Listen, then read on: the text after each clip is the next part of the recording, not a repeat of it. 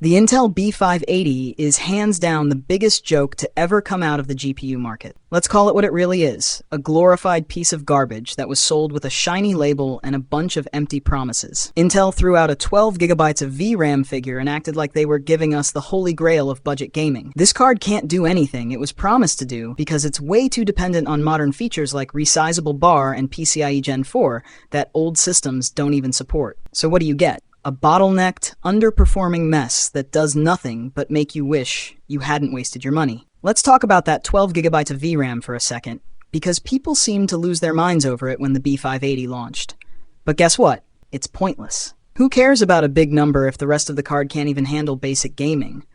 It's like putting a giant spoiler on a tricycle. Intel thought they could pull a fast one by shoving specs down our throats, but in the real world, this card can barely keep up with anything. It's all flash and no substance.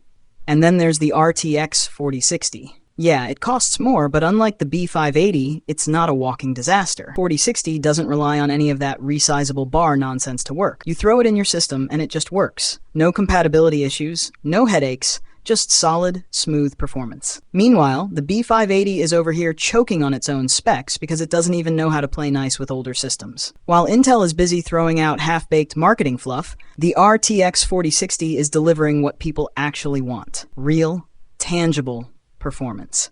Comparing the Intel B580 to the RTX 4060 is like comparing Jake Paul to Mike Tyson. Everyone thought the B580 was going to crush the budget GPU market, just like how people thought Tyson would annihilate Jake Paul. But when the bell rang, it was Jake Paul who walked away victorious, humiliating Tyson in front of the whole world. The B580 is exactly the same. It talks big and looks good on paper, but when it's time to show up, it gets obliterated by something that actually works. Now, let's talk about those so-called experts who were defending the B580 when it first dropped. They flooded the comment sections and forums acting like Intel had reinvented the wheel. Fast forward a few months, and now that the shortcomings are impossible to ignore, those same people are nowhere to be found. They're silent now, huh? Funny how the experts disappear when it turns out they were wrong all along. When I pointed out how bad this card was before, I was called a hater or told I didn't understand what I was talking about. But now that bigger YouTubers are pointing out the same issues, it's crickets from those who were all too eager to defend Intel's train wreck. Pathetic.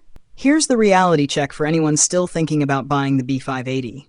You're setting yourself up for disappointment, frustration, and a lot of wasted time. The RTX 4060 isn't just better, it's in an entirely different league. Sure, it costs $50–$80 more, but that's because it's actually worth it. If that extra $50 to $80 is stopping you from stepping up to a real GPU, then maybe it's time to admit gaming isn't for you. Go pick up a second job, start learning a trade, or hustle however you can. But don't sit here complaining about how you can't afford a decent GPU while settling for trash like the B580. Stop trying to scrape by on the bare minimum until you can afford to play with the big boys. Maybe it's time to step back and stick to something that doesn't bottleneck your outdated hardware, like Solitaire or Minesweeper. At least those won't make you want to smash your PC in frustration. Bottom line, Intel B580 is a failure. It's a dumpster fire of a card that's about as useful as a screen door on a submarine. Meanwhile, RTX keeps dominating because they don't need to rely on empty promises to succeed. Do yourself a favor,